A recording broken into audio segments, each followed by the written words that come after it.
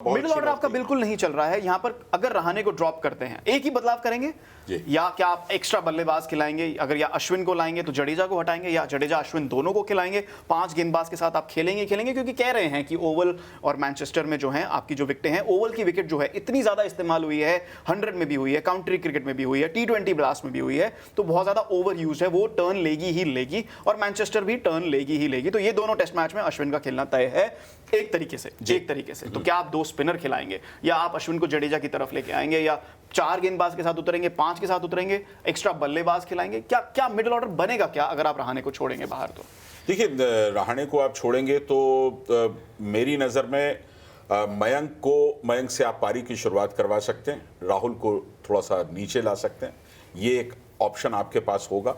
इसके अलावा middle order में मैं और कोई परिवर्तन नहीं देखता हूँ। ऋषभ पंत का अब वो एक ऐसी सिचुएशन में है, उन्होंने रन्स चाहे जितने बनाए हों, लेकिन जिस तरह से वो रन बना रहे हैं वो इतना इर्रेस्पॉन्सिबल लगता है देखने में, और इतना गैर जिम्मेदाराना लगता है कि एक टेस्ट प्लेयर, आप विकेट पर टिकना चाहते ही नहीं हो, आप फुटवर्क 2-2.5 कदम आगे निकल करके आप हर बॉल को, पेसर्स को मारने की कोशिश करते हो, तो ये तो टेस्ट क्रिकेट नहीं है। यहाँ पे एक बात मैं पूछना चाहूंगा कि क्या पंत, जो ऑस्ट्रेलिया में हमने एक डिफरेंट बल्लेबाज देखा, क्या वो पुराने पंत के सिचुएशन में वापस चले गए हैं?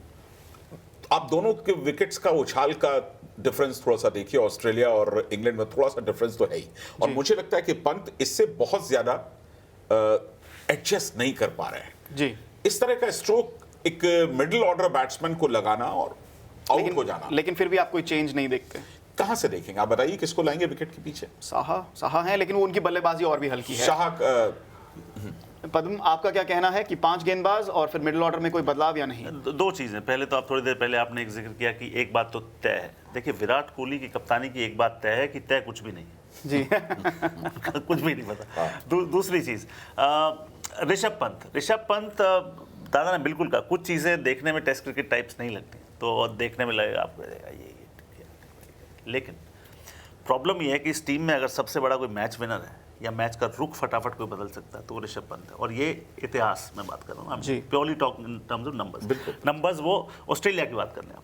ऑस्ट्रेलिया में उन्होंने एक मैच बचाया और एक मैच जिताया, और जो जिताने वाली पारी थी वो इतिहास में, टेस्ट क्रिकेट के इतिहास में, हम दादा उस पारी को अगर आंकें तो वो one of the best innings of all time इसलिए मानी जाएगी क्योंकि ही कैरी द बैट थ्रू, वो लगातार नॉट आउट रहे, टीम को जिताया, और वो पारी इसलिए बड़ी हुई। तो वो खिलाड़ी वो रिस्पॉन्सिबिलिटी भी निभा सकता। अब सवाल ये आता है कि क्या उन्होंने इस पारी में रिस्पॉन्सिबिलिटी निभाई है? जवाब है नहीं जी।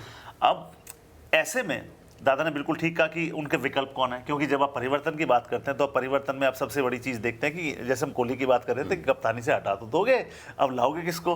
और दूसरी चीज़, ऋषभ पंत का विकल्प अगर आपके पास साहा है तो मेरे ख्याल से वो एक गलत चॉइस है। Saha purely as a wicket keeper, Riddhiman Saha Pant से बेटर विकेट कीपर है, नो डाउट। प्योरिस्ट बता देंगे पेंडुलम की तरह चलते हैं, डाइव बहुत कम मारते हैं। जो विकेट कीपर कम डाइव मारता है वो सबसे बढ़िया विकेट कीपर माना जाता है, क्यों? पेंडुलम की तरह मूव करके गेंद को पकड़ लेंगे लेफ्ट से इधर। दिल्ली के एक विकेट कीपर हुआ करते थे जो टेस्ट मैच नहीं खेले, खेलते खेलते रह गए, मोहन चतुर्वेदी जब कीपिंग कर रहे थे एक बार, तो मोहन चतुर्वेदी एक मैच में इंजर्ड हो गए, बाहर बैठे, तो देखा कि स्लिप में फर्स्ट स्लिप नहीं थी, सेकंड स्लिप खड़ी थी, तो मनोज बागर ने स्लिप को बोला, सेकंड स्लिप को, ओहो मोहन कीपिंग नहीं कर रहे, फर्स्ट स्लिप में हो जाओ। मतलब मोहन कीपिंग करते तो फर्स्ट स्लिप रखते ही नहीं थे कि मोहन कर लेगा फर्स्ट स्लिप का तो काम।